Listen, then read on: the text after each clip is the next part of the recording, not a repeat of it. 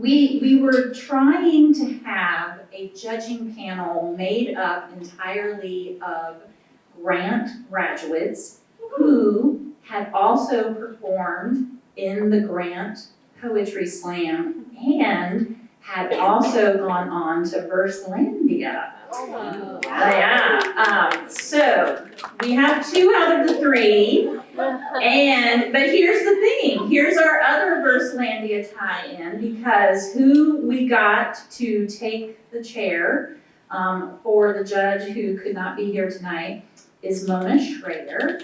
And she, for many years, has been the math genius for Verselandia. So Mona knows how this event works, and she is prepared to step in as judge, and we thank her for that.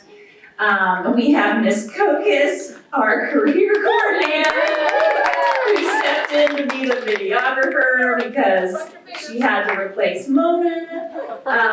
And then Mr. Lehman, who's going to be up here in just a second, he's going to take over the video camera so that Miss Kokis can resume her position as audience member.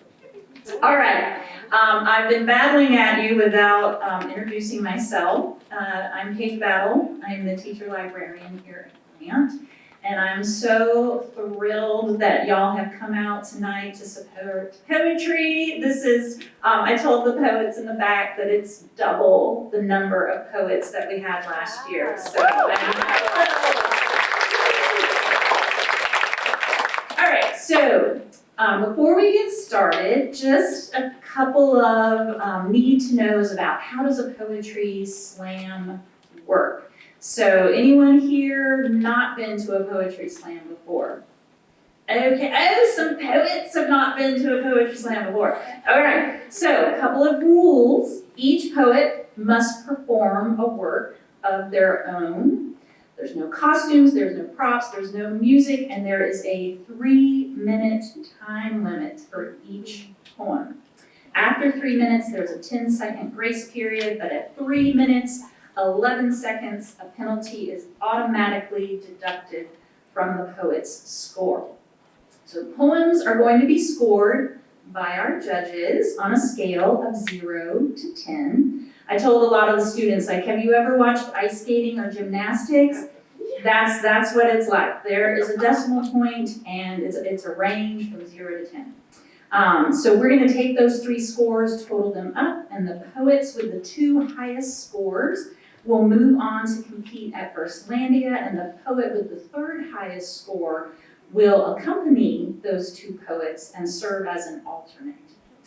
All right, so usually at this point of the evening, we have a sacrificial poet take to the mic so that our judges can get their scoring calibrated. And I have lost count of how many years English teacher and poet extraordinaire Dylan Lehman has served as our sacrificial poet. But we are so grateful that he has continued to be willing to share his poetry with us and be at the mercy of the judges. So Mr. Lehman, come on up.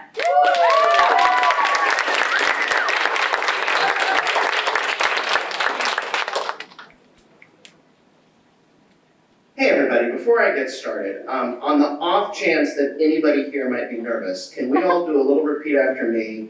You got this! You got this! Oh, that was awesome. Hey, and again, before I get started, just a little bit more about the job of the sacrificial poet. I want to acknowledge that it's weird that we're judging poetry. Yeah. Right?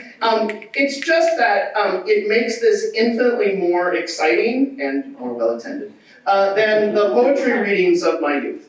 So it really adds a lot to what this is. So with that, you may know that in stand-up comedy and at poetry slams, that people get more warmed up over the night and they become more generous and happy and having a great time.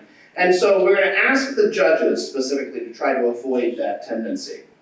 And that's part of my job as the sacrificial poet, to spill my blood to ease the way for the poets to come and to warm everybody up. All right, without further ado then.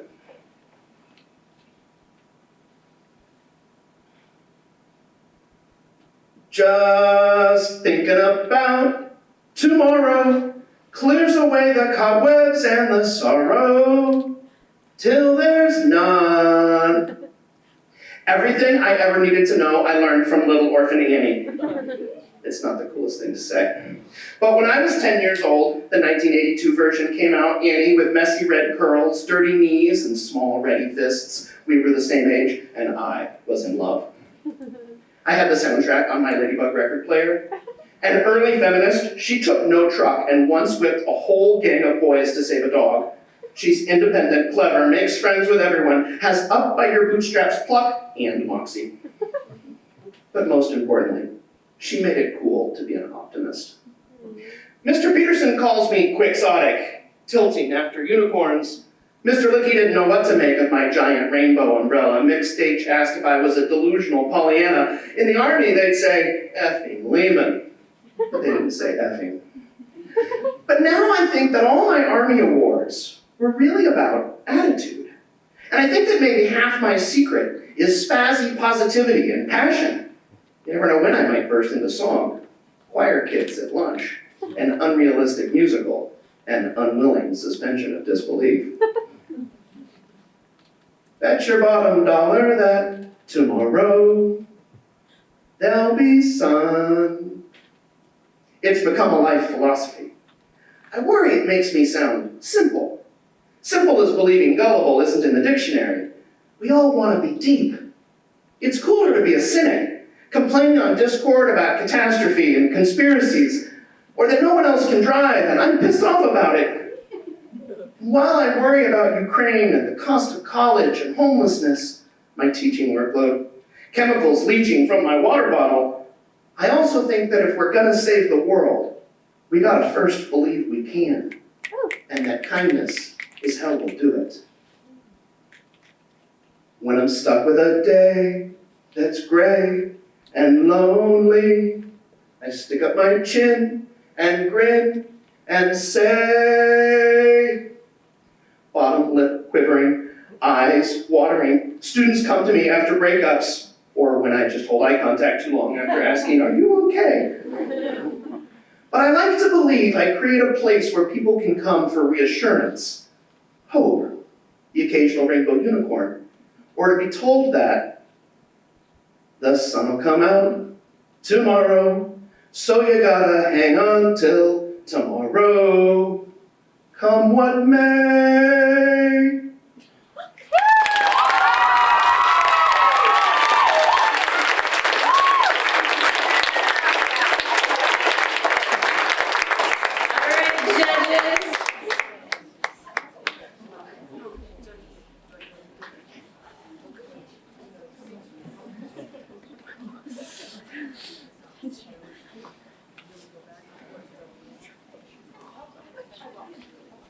All right, judges, let's see the scores for Mr. Lehman. Oh my gosh, We have an that's all? 8.5, an 8.0, and an 8.0. So, quickly, two more things.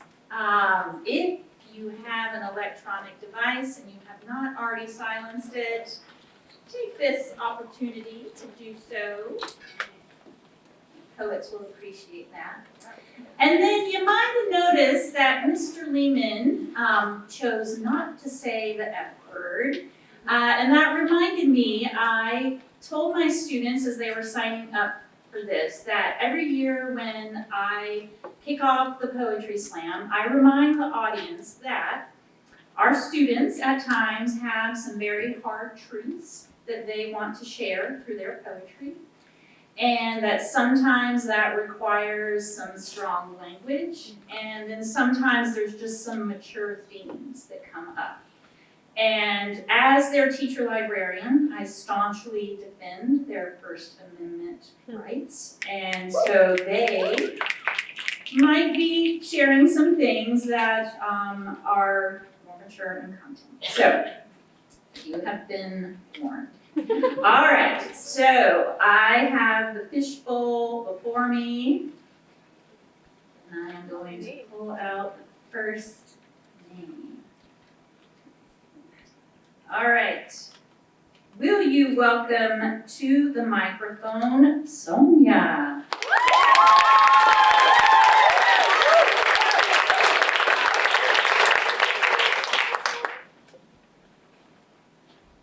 I am jealous of those who create beautiful things on this earth, those who produce from the pits of their hearts, plucking the pulp, gathering the joy and pain on their fingertips.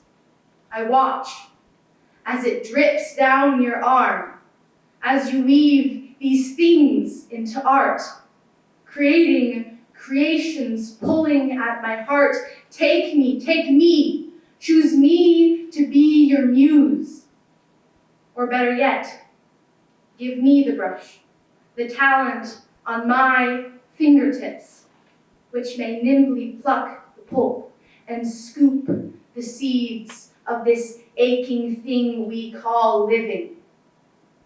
I watch as it drips down my side, seeps into my cracks, melting my seams until I am split.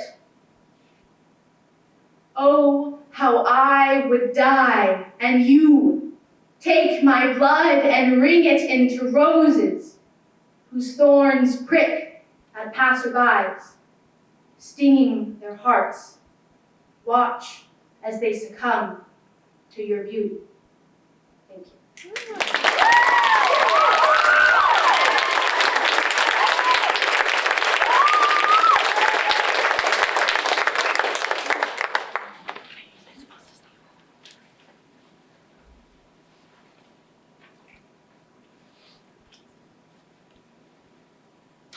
All right, judges, let's see those scores. We have a 9.0, an 8.1, and an 8.5. All right, we're gonna keep that applause going for our next poet up at the mic, and that will be Claire.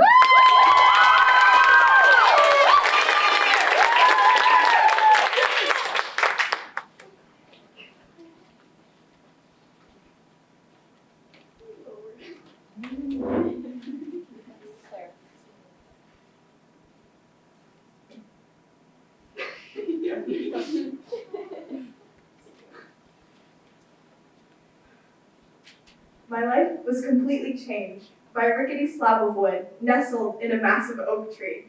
It was July 4th, 14 years ago when I was 4 years old. It's ironic, really, how many 4s were in that day. Looking back, my mom always laughs and says, "I can't believe your life changed for the better. 4 means death, after all, and 3 4s means a lot of bad luck." I didn't believe her, though. When I woke up, I had a feeling, tingling and sweet in my stomach. Something good was going to happen. When I told Bacham, she called it a premonition. I rolled that word around in my mouth. Premonition. Saying it felt like I was on the verge of something good. I was getting impatient when the fireworks started. The sun was setting, but my special hadn't happened yet. I rolled around on a ratty picnic blanket, poking and prodding my siblings. My mom got exasperated. Then she shouted at me, or told me, I shoved 2 bottles of Coke into my hands. They were fancy glass ones, filled with sweet, bubbly liquid, reserved for holidays. Find someone to share them with, she said. Go make a friend. I couldn't find one, though, not in the sea of blankets. The world is a lot bigger when you're 4 years old. I needed to be higher, so I went to the trees. The first 3 were too hard. Their lowest branches loomed high above me. They were unclimbable, but the 4th had a ladder, nailed into the tree's wide trunk, almost as if it was waiting for me.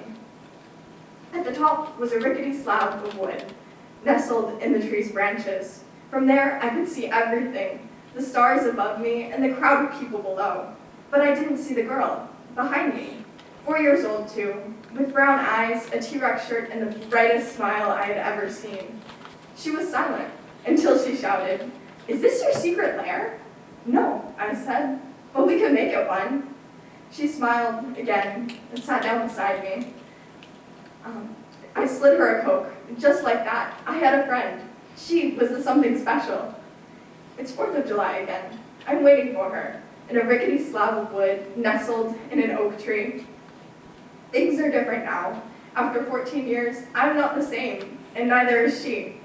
We have grown and changed, bent the world to our will, been bent back in return. But I still have my Coke, and she still has her smile. We still have this something special. And to me, that's enough. It could light up the whole damn sky.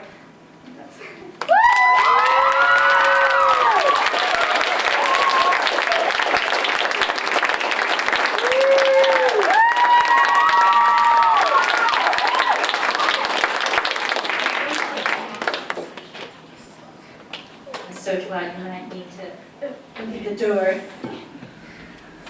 All right. I feel like breaking into song. I'd like to teach the world to sing. Anybody remember that? All right, judges, are you ready to hold up your scores? Here we go. We have a 6.8, a 5.0, and a 7.5.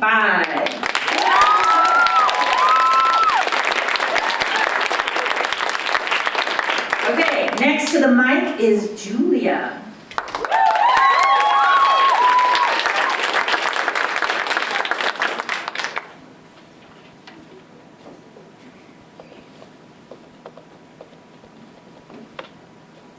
You wouldn't let go of our mother when you first came home. Starfish, my father called you, and I marveled at how little your pinky was. Your tiny fingers learned to move independently of each other, then your arms and legs, and suddenly you were launching yourself at the world, palms first. You were never far from me. My years of life experience helped keep you from running too far, too fast. Don't touch that, stand still. You did not speak for years, and it's because I spoke for the both of us. I was sure you started talking just to voice your disagreements with me. Your angry fists mastered punching your way out of unwanted situations, fingernails pinching and scratching at my arms, holding you back, keeping you safe. We fought every day. I cried harder than you did the few times I accidentally hurt you for real. Your middle fingers raised in defiance. I taught you that, and you learned it with vigor and vinegar, and I laugh at you every time because you're still a pissed off 5-year-old glaring at me from the doorway of your bedroom leaves. Your hands reach out, want a hug, and I wish I could say yes, but I don't know how to tell you that it hurts too much right now, that I don't want this wrong in me to seep into your baby skin. You'll be taller than me soon. Our lifelines don't line up. I have our grandmother's palms, one crease straight across. No fortune to be told there. I hope that any palm reader would smile, holding your hand and reading the line that I will help you balance on for the both of our existences.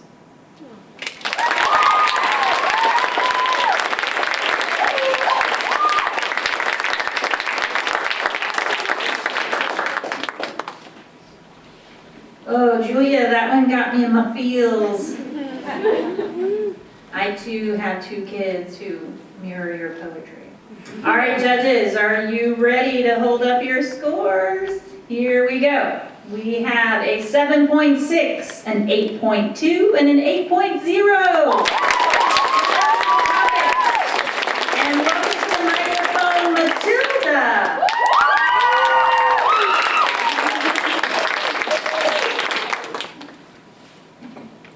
I'm a little taller than the last one. I come from a long line of women lit on fire in their cradles, who embraced these flames like a birthright, singed fingertips and searing tongues. I have seen this fire protect us, watched it burn all who threatened us. It was our best and only defense. I have seen them form riches and beauties from this gift, but fire knows no loyalty. It sees our twin helixes as bonding chains. I know this because I have watched as their skin turned a pinkish red as it blistered and burned. I have watched those I love most incinerate each other and crudely stick the pieces back together. As this family, I guess. Over the years, they have learned to tame this gift, to embrace water, to create sandy beaches.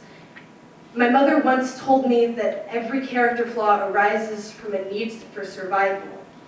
I think my grandmother is still burning, still ready to fight against long-buried monsters, to survive.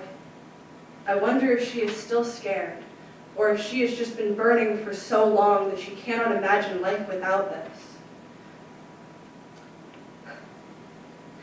I watch this flame eat her. I wonder if this thing will curse us for all of existence. I look at my own singed fingertips and wonder if these embers will always be deep within me. Don't get me wrong. I love the beaches that we have created. I just can't help but wonder if we could have been a garden. Thank you. Beautiful.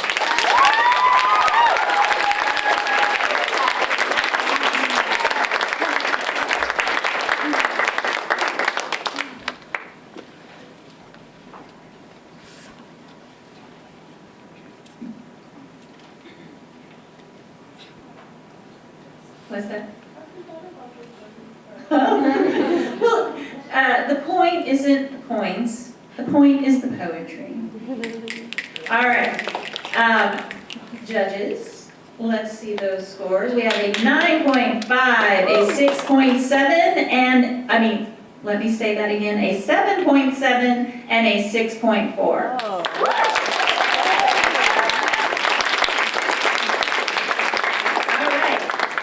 Next up, we have Esther.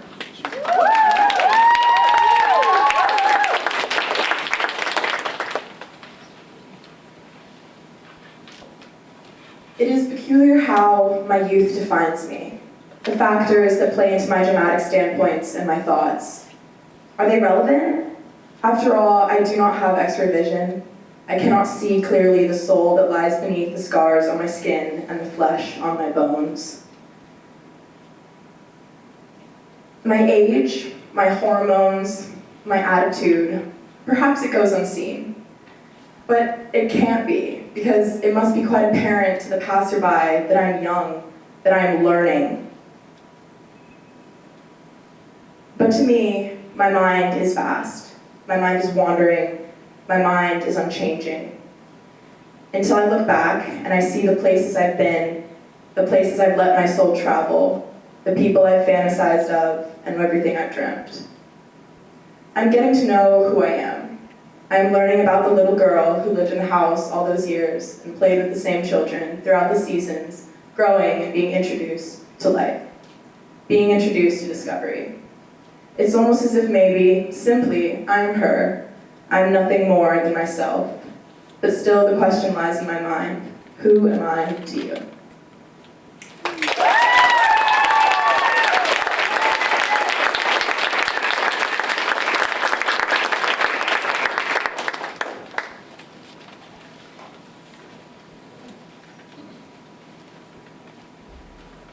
All right.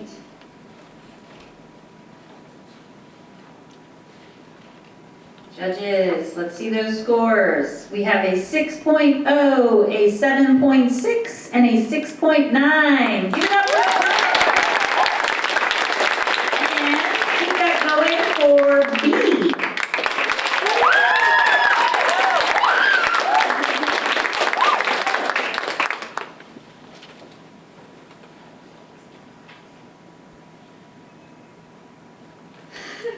The backwards butterfly does not know creation. She does not know liberation, the stages of change, of metamorphosis. She only knows of prisons forged of broken hearts, of shackles made of bent minds, of handcuffs made of broken spirits, and the quiet that follows thunderstorms that scares her more than the rain. The backwards butterfly does not know that water will dilute this pixie dust that Peter sprinkled for her, that she is wasting this gift by standing outside in the rain. My name in Korean is butterfly, spelled twisted around, inside out, backwards, not quite facing south, and my world is always wet.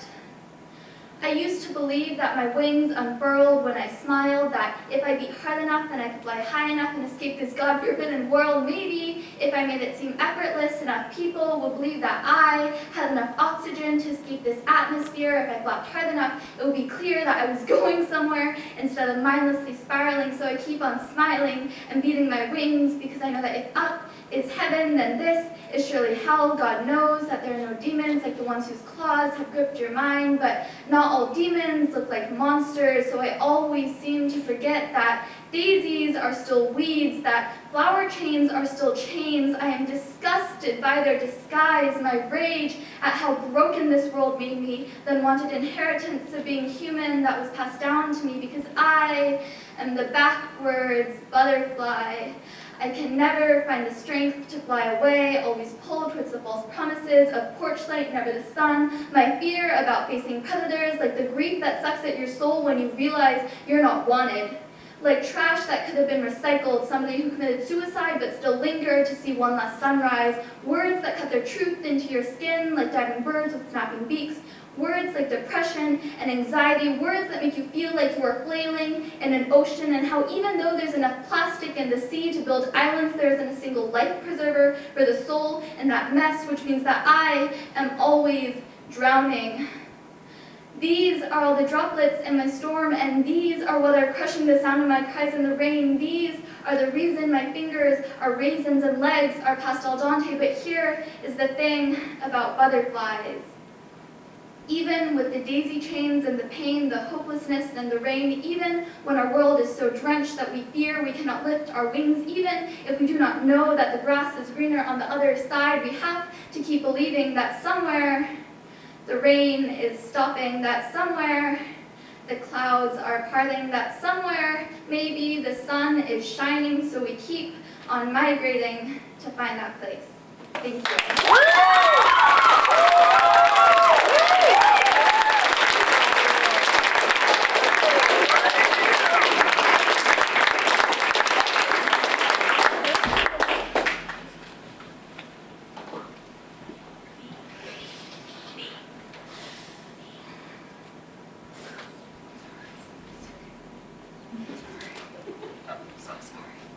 All right, judges, let's see the scores. We have a 9.3, a 9.5, and a 9.0.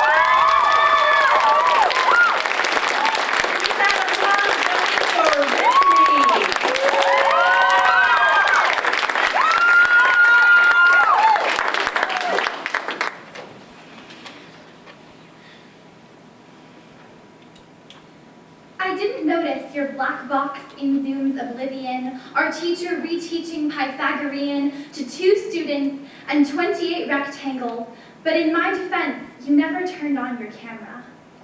A shared class again in the 10th grade, I spoke too loud, too fast, and unafraid. I was not too hasty to notice you, though, who always sat by the window. An empty seat to your right. I thought that if I had courage, I might take it one day, but you told the class your favorite color was gray, and mine is yellow. So I didn't think you'd like me very much. I didn't think my wild ways would work well with your pointed perfection. Your pieces of pottery were always pristine, my workspace a mess, but yours always clean. The clay that clung to our clothes was our only commonality. But now we share biology and history and the same walk to math. Both of us have changed our path to stride beside the other. We utter words with single syllables, share smiles, offer pencils. And I don't think I ever told you that your tapestry blew me away. Bright strings of gold woven through hills of gray. I'll say it the next time I see you. I've discovered your new favorite color is blue. I want to call us friends as we catch each other's eyes, but maybe acquaintances better applied. When I found you at lunch, you softly replied, yes, I can sit with you. I know that I don't fit with you. I admit there's too much silence soaking our work sessions. Silence seems to sting. Awkwardness creeps in, but some say silence is golden, and my favorite color is yellow.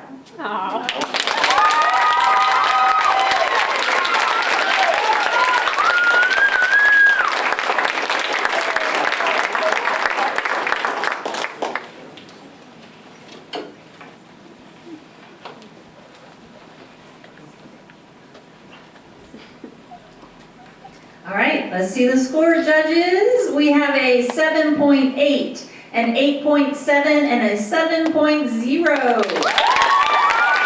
And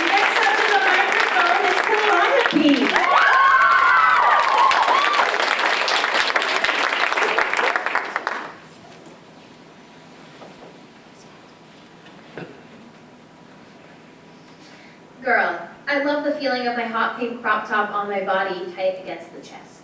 Boy, I hate the way they look at me, eyes washing over me like something they want.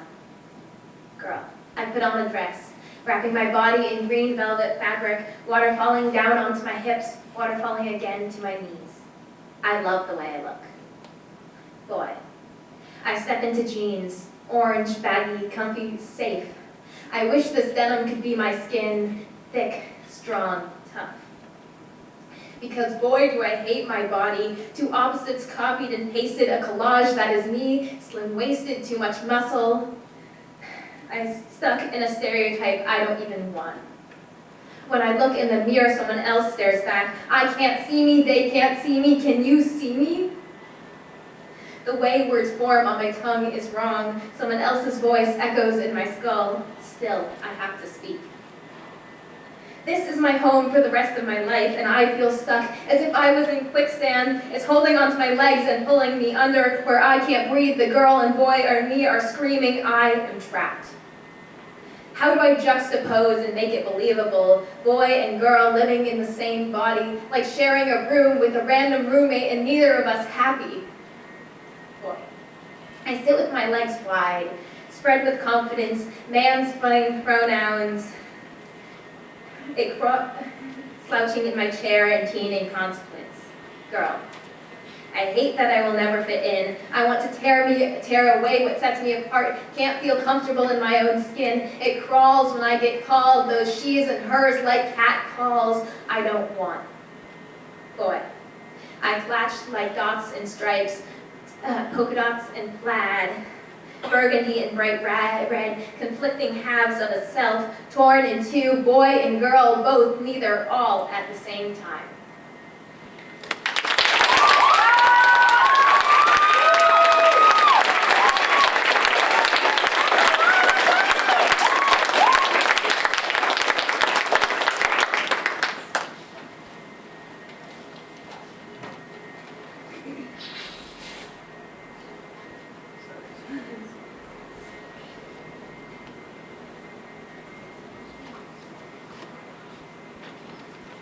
All right, poets, let's see your scores. We have a 6.7, an 8.3, and a 7.3.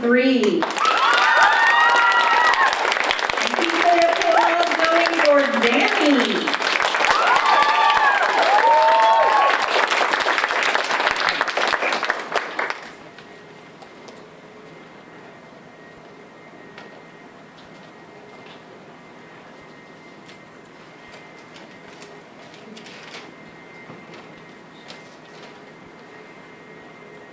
Dear Starvation, I've never left a drunk voicemail before, but I guess there's a first time for everything. I miss you. I miss our late nights together, shivering in bed under the duvet cover, you know the one, black like the night sky, dotted with glitter stars from those art projects I had time to do before I met you. But I don't blame you. You're what they call high maintenance, the kind of person your best friend warns you not to get involved with, the kind that makes you second-guess yourself so many times you forget who you're second-guessing, the kind that takes up every waking moment of every waking day until you're not really sure what the point of waking up is anymore. That winter, we built walls together. Your friends became my friends. Hunger and I hit it off real quick. We spent more and more time together, became inseparable in the way that being with Hunger was the only thing that kept me sane. Our words became the same. I already told you we're not hungry. Back then, Beauty and Hunger were best friends. They stuck to each other like glue. Beauty and I never really clicked. She was unattainable in a way Hunger wasn't. I could see it in every reflective surface I passed by, every puddle, window, and mirror. She was shape-shifting. I shape-shifted my life around her. Impossible. Days turned to weeks. Weeks turned to months. I gave up on them. I returned to you, but it was too late. Our walls were closing in around us. I saw it coming. I should have run. I could have run, but I was too sick to get out of bed, too sick to get away from you. Your soulless eyes locked deep into mine. A whisper from pale lips told me I wanted to be like you. I wanted to be you, to be beautiful, a skeleton, translucent skin stretched tight over ribs, veins run like striations in the rock, canyons carved deep between brittle bones, to be beautiful like the gray hair that falls out of your head shimmers as it cascades down onto our pillow, to be beautiful like the tears that fall from your empty eyes after too many nights without sleep, to be beautiful because pain is beauty as pain is beauty is pain. Dear starvation, you ruin childhoods. You take away glitter glue and after-school snacks, family dinners, and movie nights with popcorn. You take away entire quarters of school, entire groups of friends, entire lives. Dear starvation, I miss you.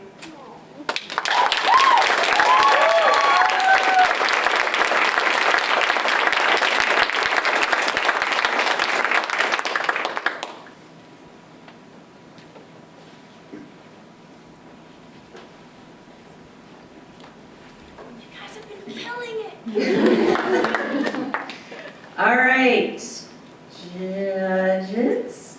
Well, let's see your scores. We have a 7.5, an 8.9, and an 8.9. All right, and next to the microphone is Virgil.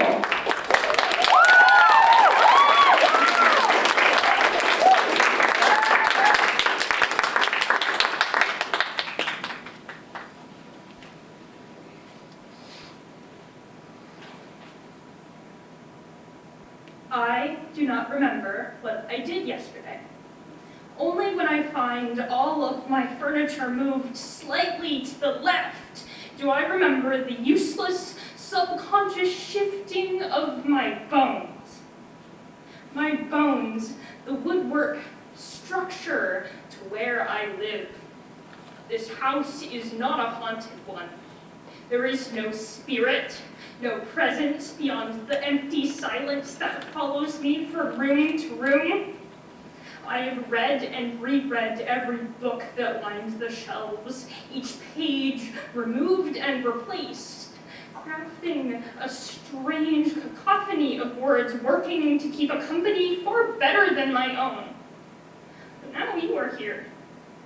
And for the short while you are, please tell me a story of somewhere, anywhere else, somewhere the echo doesn't talk back. Because as much as this house lacks life, it is alive. The doors, wishing for companion, will swing after you, trying to follow you inside, but stopped at its hinges. The stairs creak and the floors whine. Pay them no mind. They, like everything else, just want attention.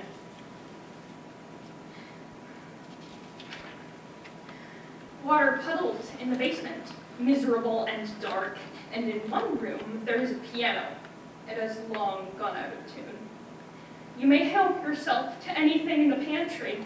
To me, it all tastes the same as the ash piled in the fireplace. I do not wish to stay here. I have tried to leave, but the paths outside go nowhere. Forever I have spent going down rabbit holes, dug into the foundation. I still don't know why. The garden is overgrown, the soil acidic. Every plant, thought, idea that grows there is toxic. They, too, wish only to keep you. You will need to leave soon. From the porch, burnt-out fireflies buzz, and the sun rests against the horizon. I am almost envious before I remind myself that it will never fall any further. We won't be able to see the stars. The sun does not set here, and I cannot sleep.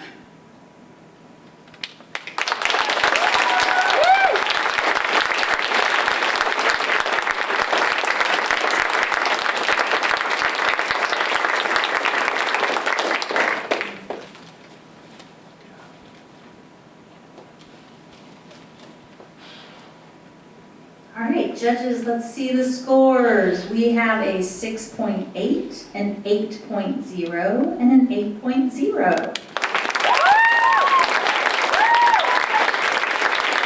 Next up to the mic is Allie.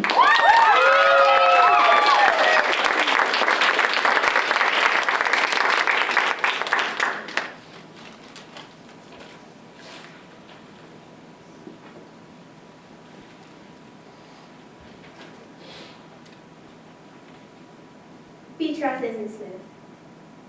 Your hands are smooth as beach grass, your fingers nimble, your numbers quick, calculations in a blink of time, finding answers quicker than my numb mind, your intellect quite set, and like a setting sun, I watch you. I'm ashamed to admit that I have envied you as much as I've admired you, aspired to inspire you. What transpired was I saw myself in you. I thought we were so parallel. A mirror you were, and through it I fell for you, and in spite of you, and despite my pursuit of the white rabbit who led me through a world of my own incompetence in comparison to your radiance. Now, when I talk to you, I'm quite quieter than I'd like to be, but louder than I ought to be, was taught to be, have been thought to be. My thoughts aren't going to beat your smarts, but my heart booms, but my heartbeats start a booming bass beat of bitter anxiety as you walk over to me. Talk to me, your words few and far between, as I try with my low self-esteem to talk enough for the both of us. I know you hate poetry, and sometimes I think you might hate me, as my words fall out of my mouth, a mess that even math can't make sense. I sense your stare but can't guess your intent. Your eyes intense, your hands tented, your hands smooth as beach grass, while my heart bleeds like beach glass has found its sharp edges once more. I moor my ship alongside yours, but you do not slow. Your eyes quite set on the setting sun, I find my anchor weighs a ton, forged from forgotten phases and fading friendship. My ship cannot move forward, my friend. Has our ship sailed?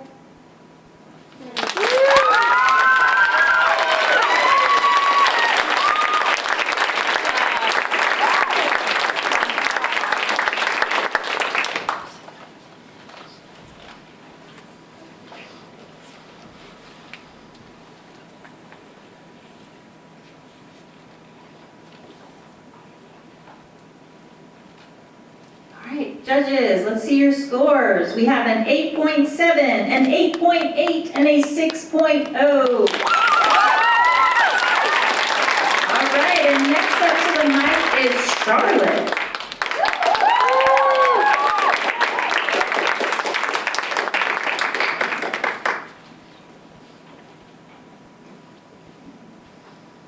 We are the new generation, still learning the ways of the world. But we have learned enough to walk on our own 2 feet, enough to learn right and wrong that our mentors neglected to learn themselves. We are the ones who must give, even with so much taken from us, for we must not repeat what was done to our own, or else we'll be just like them.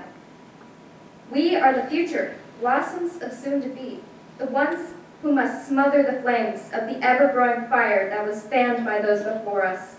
And though they act deaf, in reality, they hide under the covers like the cowards they are, to the thunderous sounds of marching and the howling of millions and millions of yells.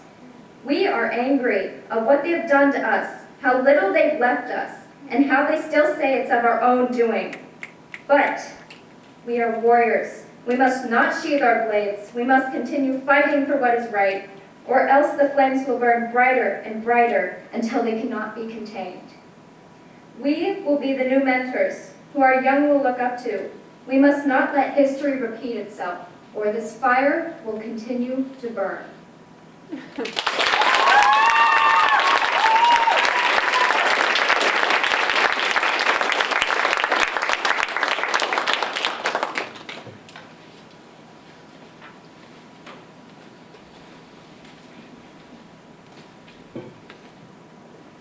Judges, let's see your scores.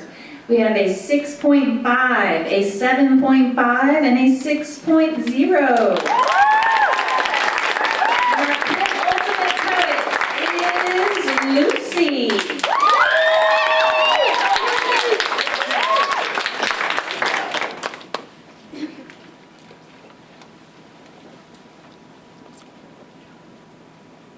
My grandmother's church has a booming choir. I sit in the crowd smelling like her shampoo in my itchy dress and too tight shoes. We all stand up at the wave of a hand, "Forgive me, Lord, for I have sinned." But as I sit down in the wooden pew, there is a different deity that I apologize to. One who I have disbelieved, shunned, and abused, who rose from the dead like Jesus did, but even in her phoenix fire and her grueling fight, I despair and I turn and I pay her no mind. It started back when I was a child with unbrushed hair and a gappy smile, and as my baby teeth fell out one by one, I learned that growing up is losing, and this was the biggest I could ever become. I could try to put words to the feelings that I felt for my God, but I could fill libraries, homes, cathedrals, and mosques with just the words that I put on the page, because shame is a funny thing. I tried to tear my God down from the sky, pluck her from her palace of clouds. I shrunk her down to skin and bone. I hunted her like a hound. My Lord in the sky, stranded in halls of crimson gold, I want you to die, but I want to grow old. So I'll tell you that I'm fine, if it will make you stick around. And in this church, I want to sleep, but I'll settle for sitting down. As the crowd silences to pray, hands raised above their chest, I'll settle for more when I really want less. As the pastor bows her head in her long sienna gown, I whisper the words to myself that I have tried but failed to keep around. Forgive me, body, for I have let you down. I have broke you and bruised you and burned you to the ground. You should have given up, but you managed to stick around. I hunger for so much, sometimes I swear I could eat the world whole. I could eat the pits of cherries, the flesh, the stem, and the bowl. And with each morsel that goes down my throat, I become further from the girl that I long to be, but I become more whole. I am in a sun-stained chapel, repenting to my Lord. Forgive me, body, for you have been ignored.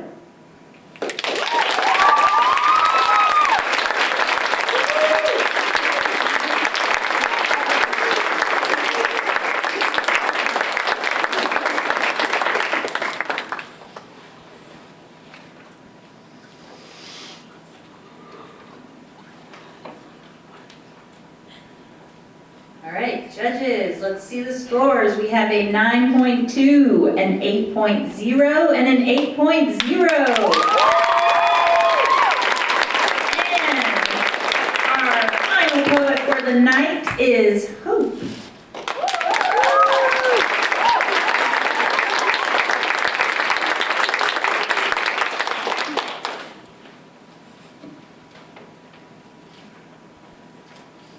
I fear death like a blind man is afraid of the dark. I see a reflection in the water pooling, the rain pouring down, my heart is cooling. You left me right there with hopes and fantasies. It trickles down my back, my fist clenching. I didn't want to be left again, but again is repeating. A cycle of clocks, ticking and ticking. The chimes again singing for all I'm feeling. Was I nothing to you? Did I have no meaning? I wanted to be something special, something of dreams. I wanted forever, but everything leaves. I needed the fire, I needed to breathe, I needed it all, but it's not what it seems.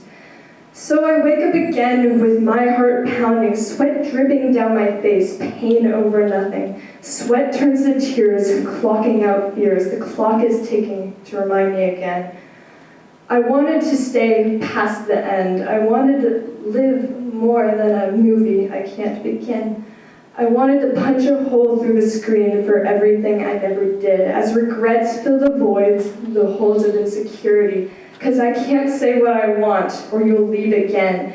Because that's not how it's been, and that's not how I'll end, so I'll disintegrate into the world of oblivion. Maybe for you that's heaven, but that's all I could have been. Maybe for you it's bliss, but it's all I've been waiting, held back by the fear of what is inevitable, held back by the fate that makes it all belittle. My photographs will burn, All I am is a memory. I will be forgotten without a scent of empathy. My words will be erased, insignificant poetry. All my worry, my greatest fear, the death of me. Everything inside never to be seen.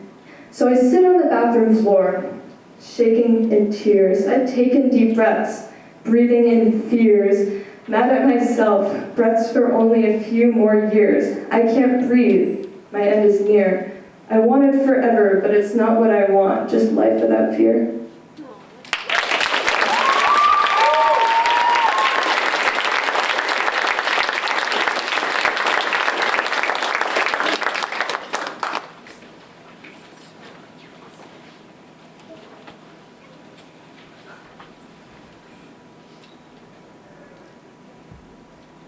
All right, poets. Let's see the scores. We have a 6.8, a 7.5, and a 6.0. All right, so now we have our math genius is going to double check the math.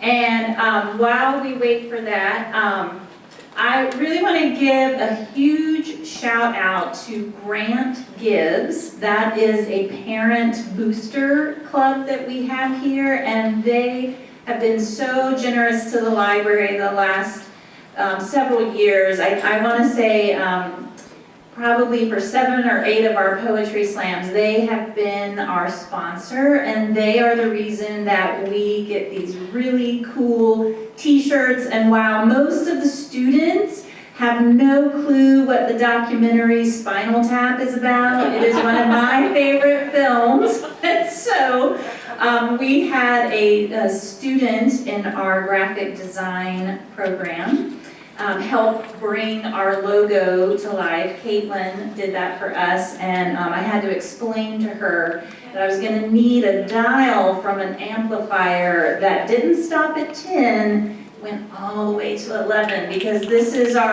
11th annual Poetry Slam.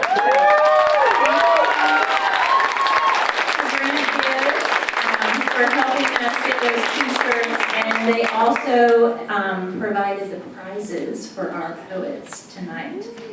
We will be giving those out in just a moment. One more thing about Grant Gibbs.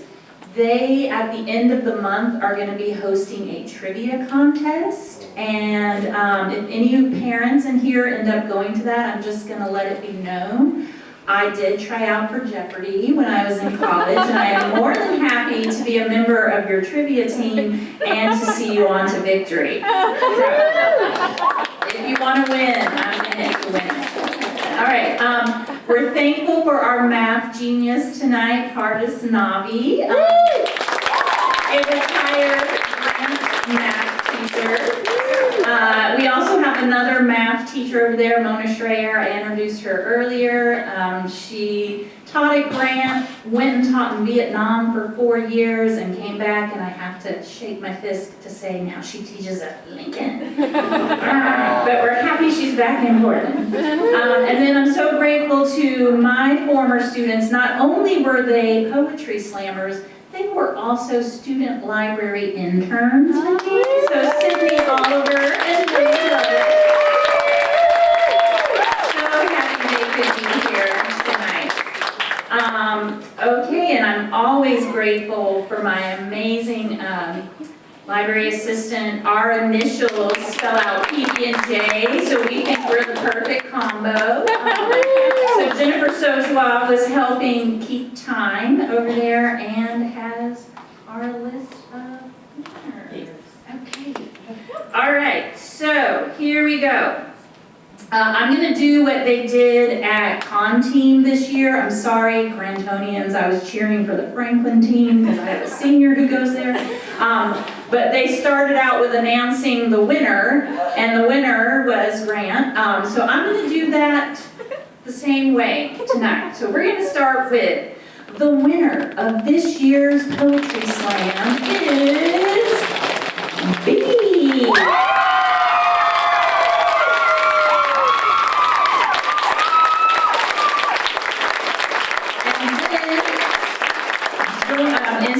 place and also headed to Verslandia is Sonia. Joining as an alternate at Verslandia is our third place winner, Danny. All right,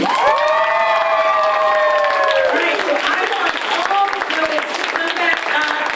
Come back up here, poets, because I want you to stand in a line and I want photos to be taken. And then when we're done with our photos, I'm going to see the winners over at the circulation counter. So come on up, my poets.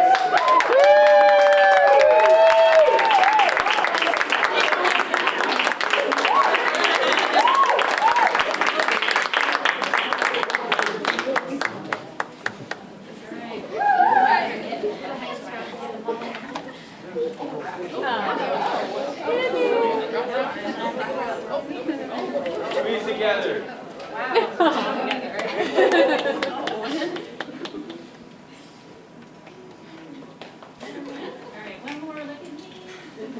Say Velveeta.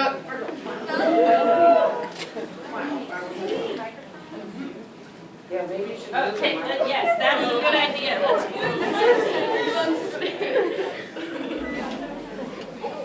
Let's